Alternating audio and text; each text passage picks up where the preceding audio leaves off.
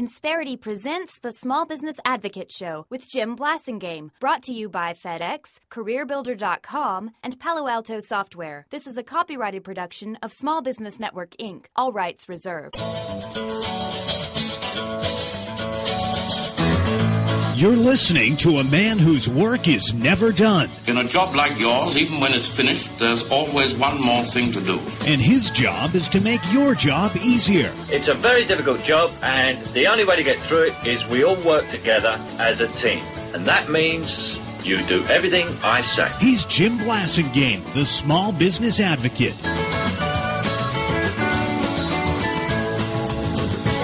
Welcome back, 34 after the hour. Thank you very much.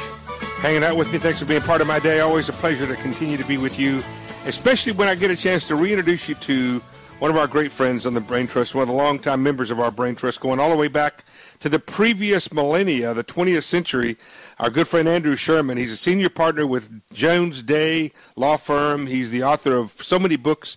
We have to bring them to the studio in a wheelbarrow, including his brand new book, Essays on Governance, 36 Critical Essays to Drive Shareholder Value and Business Growth. And his task today is to make this message relevant to you and me as we operate our small businesses. Andrew Sherman, welcome back to the show.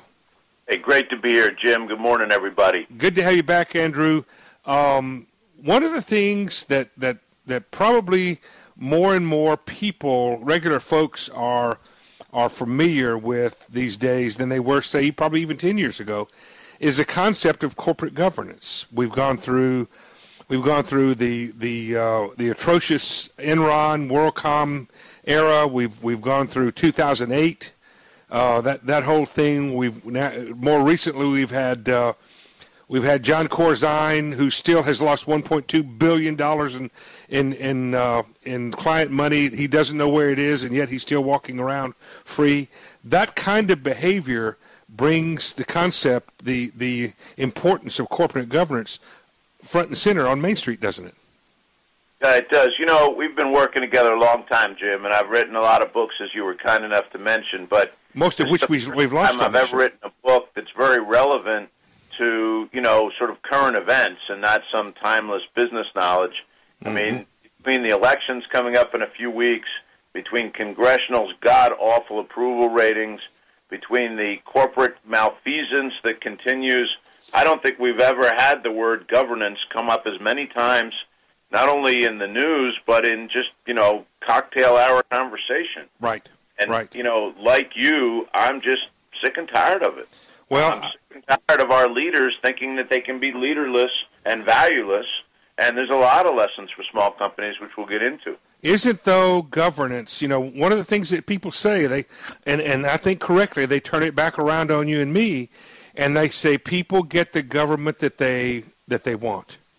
Well, I think there's something to that, and it's certainly we get the government that we allow to happen. How about that?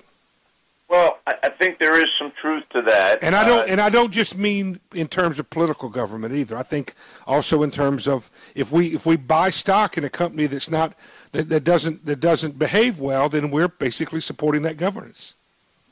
Well, we are supporting the governance in that many of us throw our blue saran envelopes into the trash, and we don't vote on proxies, right, and we don't pay attention to reports. And in that regard, you're right. We are, as the lawyers often say, contributorily negligent, by not engaging in the process. But that's not an excuse for corporate leaders to think that that's some rubber stamp for them to do whatever they want, mm-hmm, and go out and buy $800 shower curtains or, the Regas family buying themselves a country club with shareholder money at Adelphia.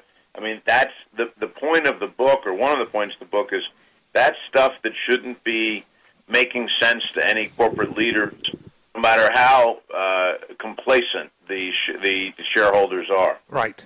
How have we gotten to this point, Andrew? Well, one of the points I make in the book is that I think we have forgotten as a society what basic concepts like stewardship and fiduciary duty mean. What does it mean to be a steward, mm-hmm, of the assets of the company? And what can we do to return to these basic principles of stewardship as a nation. I agree with you, and it's going to take, unfortunately, it has taken, and it's going to take the kinds of collapses and train wrecks that we've had to get people to realize that our inattention and maybe even our indifference toward leadership behavior has a consequence. The chickens are coming home to roost, aren't they, Andrew? They are. Do you remember that famous scene from Ferris Bueller's Day Off when Ferris Bueller drops off his father's car in the parking lot, and then the parking lot attendants take it out for that wild ride? Right.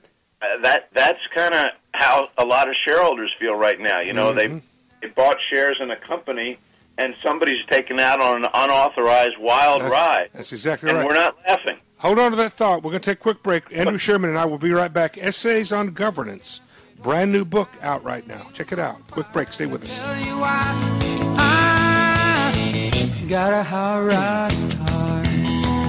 Insperity presents the Small Business Advocate Show with Jim Blasingame, brought to you by FedEx, CareerBuilder.com, and Palo Alto Software. This is a copyrighted production of Small Business Network, Inc., intended for the private use of our audience. Except as otherwise provided by copyright law, all other copying, redistribution, or publication without prior written consent is prohibited. All rights reserved.